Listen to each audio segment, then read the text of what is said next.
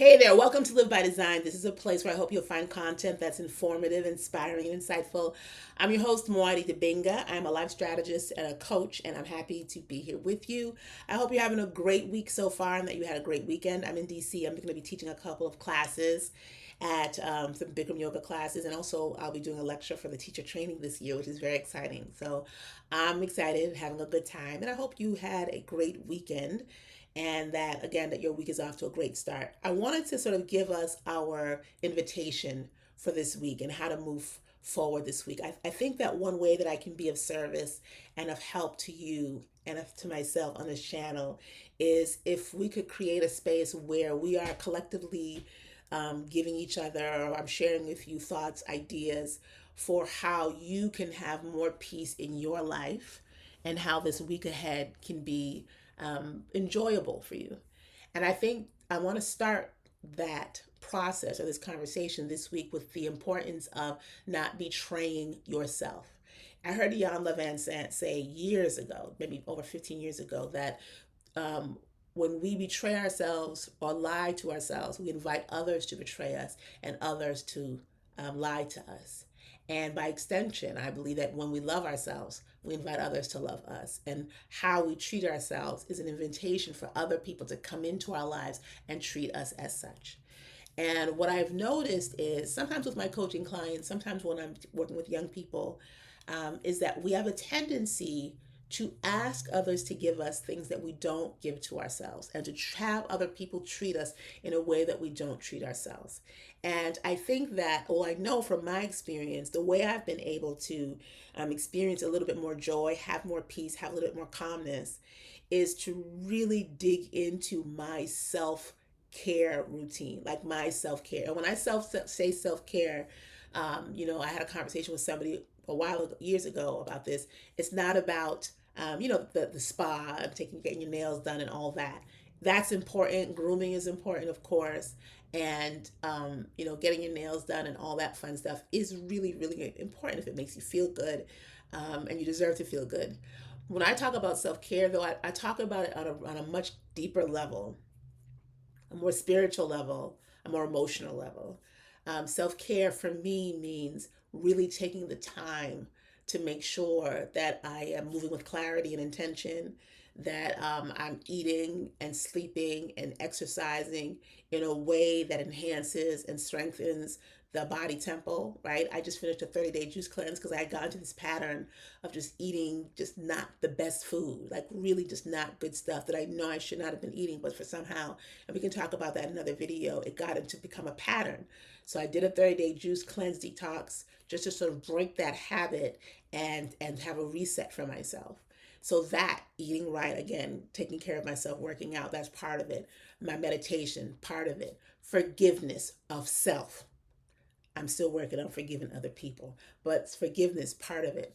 And so this week, I really want to invite you, as I'm inviting myself, to pay attention to how you really treat yourself. How do you experience this world? How are you walking through your day to day life? Are you doing so intentionally? Are you paying attention to the things that are coming out of your mouth?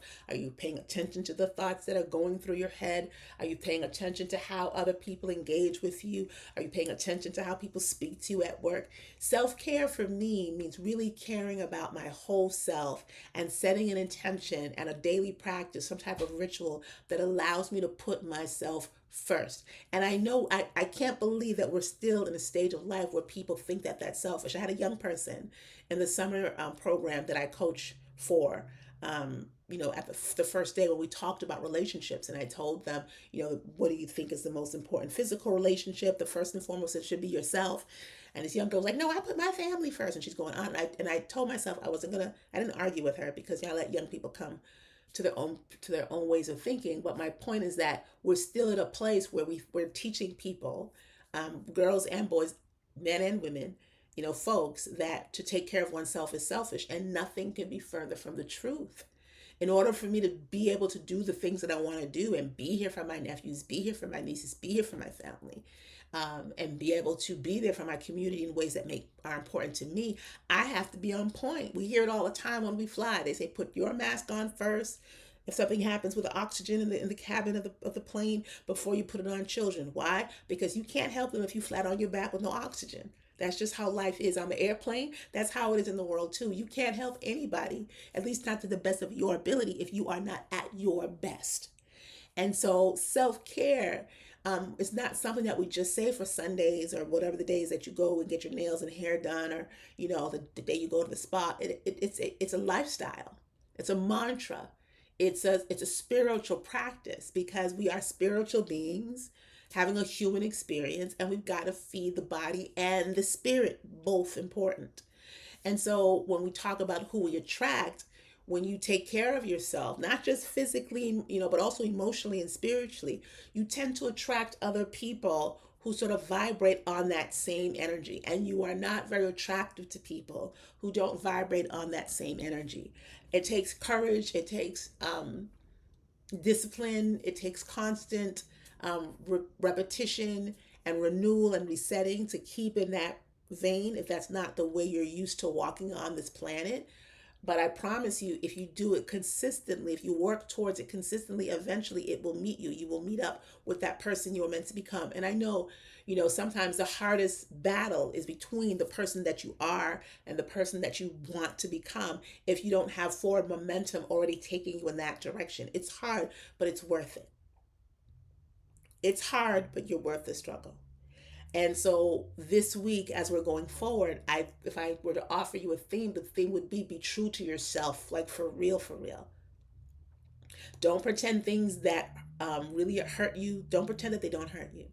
Don't let people who hurt your feelings think that they're not hurting your feelings. Don't let people who you know are disrespecting you get away with disrespecting you without speaking up for yourself. And that starts with you not disrespecting yourself, not hurting your own feelings. Be loving, be kind to yourself, be true to yourself. Make sure that the things that you are doing, what you're eating, who you're rocking with, where you're going to work, all those things feed you. Now, it's not going to be perfect. Life is not meant to be perfect. It's meant to challenge us because that's how we elevate and grow in our consciousness. At the same time, however, you do have the right to have some peace. Even in the midst of the chaos, in the midst of whatever storm you're experiencing, you do have the right to have and experience peace. And the way we do that is by cultivating it from the inside out. And the way we do that is by being intentional about everything that you do. Everything you should do should have an intention, not to the point of being obsessive, but know why you're doing what you're doing. And if you can't figure out why you're doing what you're doing, then maybe you shouldn't be doing it. Or if you're doing whatever you're doing for other people for reasons other than being self-motivated and self-driven, and if it's not connected to your self-care, or even worse, if it's contrary to your self-care, that's an invitation for a conversation with yourself. This week, I really want us to think about how are we treating ourselves? Where are we betraying ourselves? And to cut it out. And it's not easy to do that. The first step in doing that is to bring awareness to it. Where am I lying to myself? Are you lying to yourself in your relationship? Are you lying to yourself at work? Are you lying to yourself with your coworkers? Are you lying to yourself when it comes to your health and wellness, and by doing things that you know are counterproductive to where you say you want to go, but you do them anyway, and then you sort of justify it? Eating the bad foods, the not exercising, that thing, smoking the cigarettes, or whatever that thing is that you're doing that you know is contrary to your health, but you make an excuse because you don't want to give it up because it's too hard, right? Where are you betraying yourself? Where are you not living in alignment with the vision that you have for yourself and what you say that you want? We do have the ability to co-create our experience on this planet. No, everything is not going to be perfect. No, you're not going to always be able to avoid pain. That's part of the human experience. But we have more agency over our lives than we act, than we acknowledge, than we act like. We act like sometimes that nothing is in our control and that we just have to go, go, go, and that we're, subject to or at the mercy of the whims of others. And we are not. You're not. And once you start to get more agency and control over your life and really indulge in your self care, you'll find that you have more of a capacity and ability to change the trajectory of the course of your life, and be able to have more control. There's more control available to you if you set the intention. So this week, I want us to think about, where are we betraying ourselves? Where are we not telling ourselves the truth? Don't worry about what other people are doing right now. When you course correct and fix that internal stuff, a lot of the stuff that's happening outside will shape up or ship out. Trust and believe it. But it starts with self. So again, we started off this conversation. Well, it's not a conversation because I'm talking. I started off this speech, this conversation, we'll call it, by saying that when you betray yourself, you invite others to do the same. So if you want more love in your life, love yourself more. If you want less betrayal in your life, stop betraying yourself. And we betray ourselves by not telling ourselves the truth about what we see, about who we are, about what we see other people doing, what we see people doing to us. Start to tell yourself the truth and act on the truth, and start to set a real intention of how you want to be treated by treating yourself that way first. And then other people, other things will line up and either flow towards you or run away from you. Either way, you'll be good. So for this week, our theme is to be honest and truthful with ourselves. Stop betraying yourself. Don't say things are better than they are. Don't say things are worse than they are. Marinate in, marry, love the truth. Tell yourself the truth and act accordingly. And then watch and see how other things around you start to shape and shift in your favor.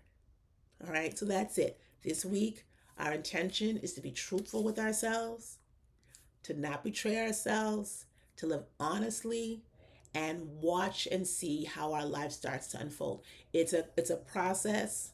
It's a marathon. It's not a sprint. It's going to take some time, but let's set that intention for this week and just see how it goes. Okay, so that's it. That's the message for today. I hope it helps you. I hope it's something that you try to take sort of tackle this week, and we'll check in again next week. All right, that's it. Take care of yourself and the people that you love, and I'll see you soon. Bye.